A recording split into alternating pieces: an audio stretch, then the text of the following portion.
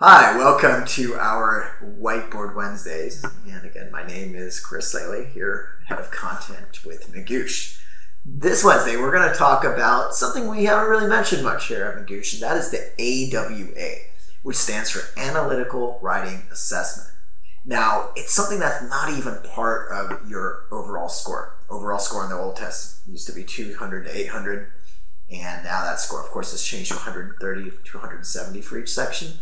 But again, the writing assessment, the AWA, would not have anything to do with those scores. It's an independent assessment, and it is actually based on 0 to 6. It's based on 0.5 increments, so you can get anything really from a 0.0, which probably won't happen unless you, I guess, have a panic attack and can no longer take the test, versus an excellent, well thought out, articulate essay, which would get a 6.0. So what you really have to know is what are most schools looking for, and usually about 4.0 to about a 4.5 is the threshold that you want to make sure you get over. Now, what exactly is the AWA? Well, it consists of 2 essays. One of them is called the issue prompt, and the other one is called the argument prompt, or the argument task. Now, you really want to know the difference between the two, but the similarities are also important. For both of them, you will get exactly 30 minutes. And the time you have remaining on the issue prompt, which always comes first, will not carry over to the argument task. So don't think, oh, I finished the issue really quickly, now I have more time for the argument task. That's not the case. So again, they are different, but they are similar as far as time is concerned. Another way, of course, they're similar is in terms of scores.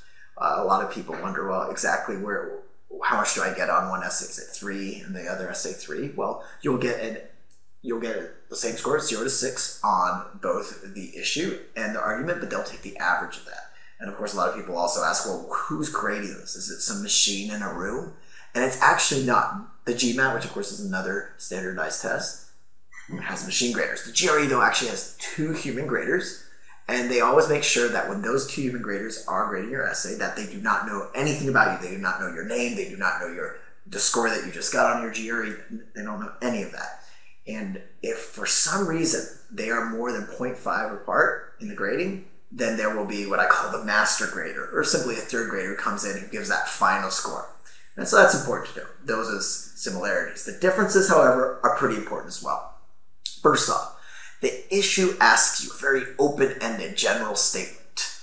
Should education in schools be targeted around one's career? And you may sit there, scratch your head, and really wonder about that, but not the best strategy, of course, from a GRE standpoint. The best strategy would be to formulate an opinion on this issue. You basically have to come up with a thesis and then back up your thesis with some examples. You essentially have to persuade people of what you're trying to prove. That's the issue task. The argument task is very different because someone already gives you this argument. It's this really silly, hokey argument with a bunch of logical flaws in it. Your job is to pick apart that argument and say what's wrong with that argument. You're never really supposed to say, oh, well, there's some good things about this argument. You're only supposed to say why the argument is weak and what it could do to be stronger. And that's the argument task. So as long as you keep those 2 things in mind, that is very helpful. Now, let's focus on the issue.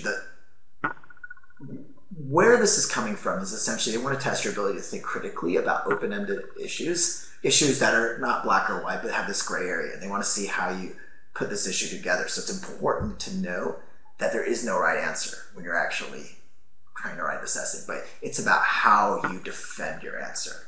So the argument task is similar in that regards, but it's also different because the argument only has so many logical flaws, and it's up to you to pick up on the logical flaws you feel are the biggest ones to really holding that argument back. And so you can't really just bring in outside knowledge necessarily and apply it too much. The argument task, you want to stick within what the argument is saying, and then if it's saying something that's weak, you can say, well, hypothetically something happened within the argument task, and you can back that up.